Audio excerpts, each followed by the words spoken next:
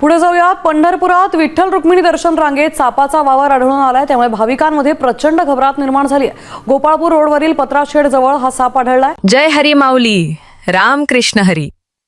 पंढरपूर विठू माऊलीची नगरी, जिथे पाऊल ठेवताच माणसाचं मन शांत होतं, डोळे भरून येतात आणि गळा दाटून येतो. दरवर्षी लाखो वारकरी, लाखो भाविक आपल्या लाडक्या विठोबाच्या दर्शनासाठी मैलोन मैल पायी चालत येतात. डोक्यावर तुळशी वृंदावन, हातात टाळ आणि ओठांवर फक्त एकच नाव, विठ्ठल विठ्ठल विठ्ठल माऊली. पण विचार करा, ज्या आशेने, ज्या श्रद्धेने तुम्ही विठ्ठलाच्या दर्शनासाठी तासन तास रांगेत उभे आहात, तुमच्या अवतीभवती हजारो भाविकांची गर्दी आहे.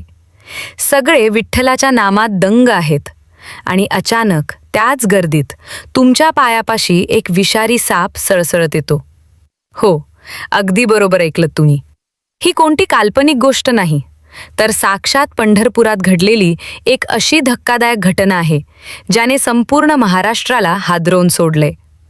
विठ्ठल रुक्मिणीच्या दर्शन रांगेत अचानक सापाचा वावर आढळून आला आणि एका क्षणात संपूर्ण पंढरपुरात प्रचंड घबराहट आणि खळबळ माजली. जी माऊली भक्तांचं रक्षण करते, तिथेच असा भयानक प्रकार घडल्यामुळे आता लोकांच्या मनात अनेक प्रश्न निर्माण झाले आहेत. ही घटना नेमकी कुठे घडली? तर पंढरपूरमधील गोपाळपूर रोडवर असलेल्या पत्राशेडजवळ. ही तीच जागा आहे जिथे दर्शनासाठी आलेल्या भाविकांची हजारोच्या संख्येने गर्दी असते. लोक रांगेत उभे राहून विठ्ठलाच्या दर्शनाची वाट पाहत असतात. उन्हातान्हात, पावसात वारकरी इथे ताटकळत उभे राहतात. अशाच एका शांत, भक्तिमय वातावरणात अचानक काहीतरी वेगळंच घडलं. पत्राशेडच्या दर्शन रांगेत हजारो भाविक असताना अचानक अनेक सापाने तिथे प्रवेश केला. सापाचा वावर दिसताच लोकांची पाचावर धरण बसली. गर्दीत एकच गोंधळ उडाला. लोक सैरावैरा पळू लागले. लहान मुलं, महिला, वृद्ध वारकरी, जो तो आपला जीव वाचवण्यासाठी इकडे तिकडे धावू लागला. ज्या दर्शन रांगेत काही वेळापूर्वी विठ्ठलाचा गजर होत होता, तिथे आता फक्त किंकाळ्या आणि भीतीचं वातावरण पसरलं होतं. परिस्थिती इतकी गंभीर बनली की प्रशासनाला तात्काळ सुरक्षेचा उपाय म्हणून दर्शन रांग काही काळासाठी पूर्णपणे बंद करावी लागली. पण मित्रांनो, ही घटना केवळ सापाच्या येण्यापुरती मर्यादित नाही. या घटनेनंतर वारकऱ्यांमध्ये आणि सोशल मीडियावर एक वेगळीच चर्चा सुरू झाली आहे. काही लोक म्हणत आहेत की माऊलीचा पुन्हा एकदा कोप झालाय.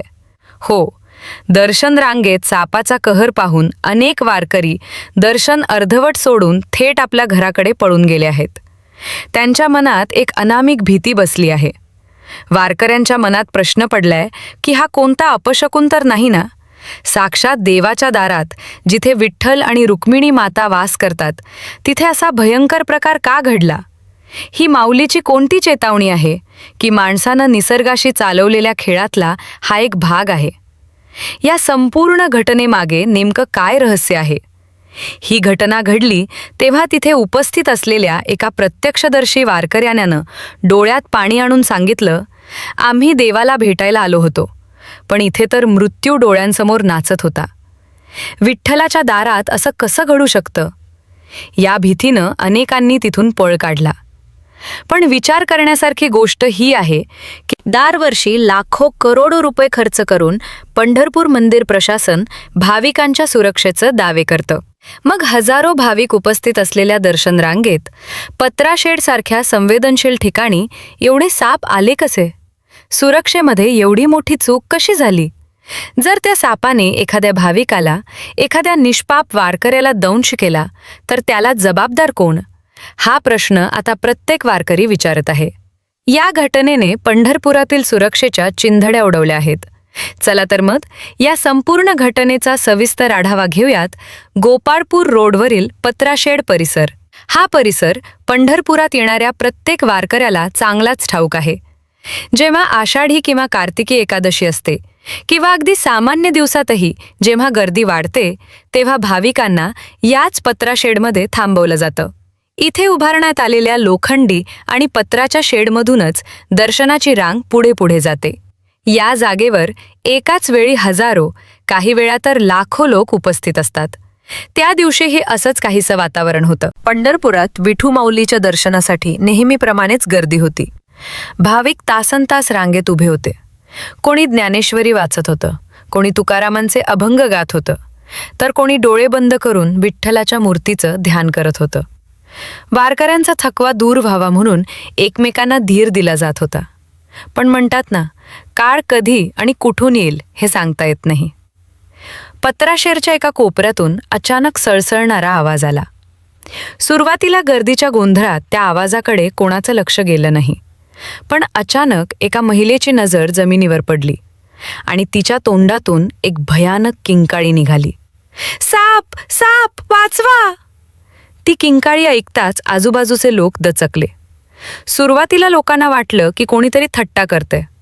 पण जेव्हा लोकांनी प्रत्यक्षात खूप सारे साप त्यांच्याकडे सरपटत येताना पाहिलं, तेव्हा तिथलं वातावरण एका सेकंदात बदलून गेलं. ते साप सामान्य नव्हते. ते अत्यंत चपळ आणि विषारी होते. ते कधी रांगेच्या मधोमध जायचे, तर कधी लोकांच्या पायाजवळून सळसळत निघायचे. विचार करा, जिथे माणसाला नीट उभं राहायला जागा नसते, जिथे लोक एकमेकांना खेटून उभे असतात, अशा गर्दीच्या ठिकाणी जर साप आली तर पळणार कुठं? लोक एकमेकांवर पडू लागले. पत्राशेडच्या पत्र्यांवरून आणि लोखंडी पाईपवरून लोक उड्या मारू लागले. लहान मुलांना कडेवर घेऊन आई वडील जीवाच्या आकांताने ओरडत होते. वयोवृद्ध वारकरी जे नीट चालूही शकत नव्हते, ते गर्दीच्या रेट्यामुळे जमिनीवर पडले. तिथे उपस्थित असलेल्या सुरक्षा रक्षकांनाही सुरुवातीला काय करावं हे सुचेनासं झालं. कारण गर्दी इतकी प्रचंड होती की साप पकडण्यासाठी तिथे पोहोचणंही अशक्य होतं. सापाच्या भीतीने दर्शन रांगेत अक्षरशः चेंगराचेंगरीची परिस्थिती निर्माण झाली होती.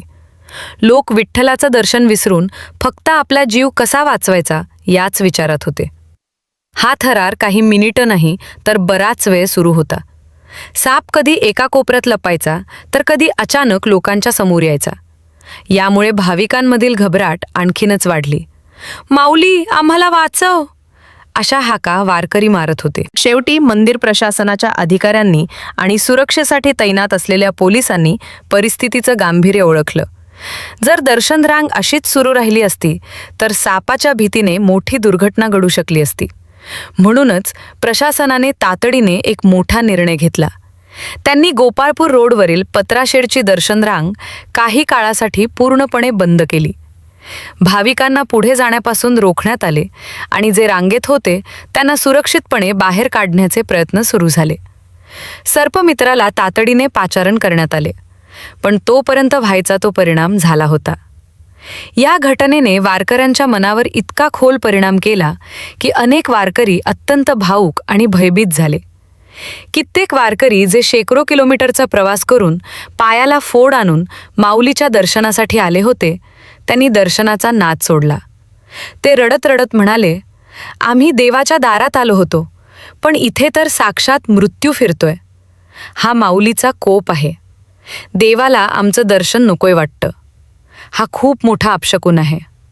असं म्हणत अनेक वारकरी विठ्ठलाचं दर्शन न घेताच डोळ्यात अश्रू घेऊन आपल्या गावाकडे, आपल्या घरी पळून गेले. ही दृश्य अत्यंत हृदयद्रावक होती. ज्या विठू माऊलीच्या दर्शनाने जन्माचं सार्थक होतं असं मानलं जातं, त्याच माऊलीच्या दारातून भक्तांना भीतीपोटी पळून जावं लागलं. यापेक्षा दुर्दैवी गोष्ट कोणती असू शकते? आता या संपूर्ण घटनेनंतर समाजमनात आणि वारकरी संप्रदायात एकच चर्चा रंगली आहे की हा अपशकुन काय आहे?